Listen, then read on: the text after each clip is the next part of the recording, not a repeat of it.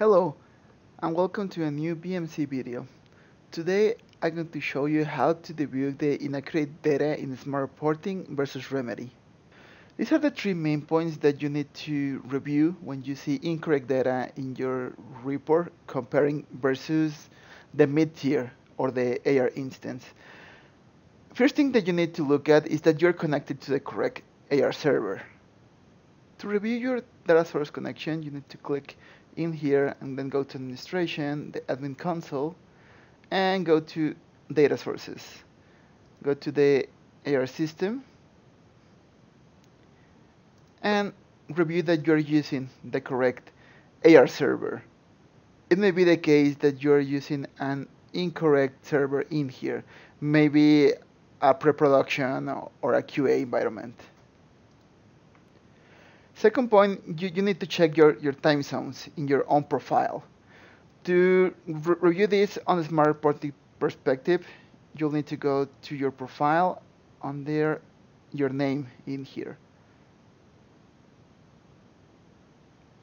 Then go to regional settings and review that the data in here matches with your mid-tier.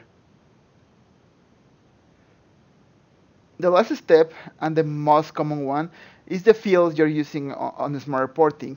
Most of the times you're not using the correct field, and that may be confusing because the data won't be the one that you're requiring in your report. Let me show you a quick example about this.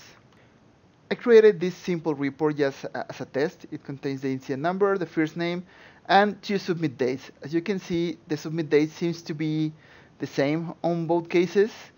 However, one of them comes from the word log and the other one for the HPD help desk. How to review this? You can easily go to the SQL statement and you will see where your field is coming from. For this example, I add both of them, but please always review that you're using the correct form. The form is this first portion of the field. For example, this submit date is coming from the HPD help desk. It may be the case that you are grabbing the information for an incorrect form.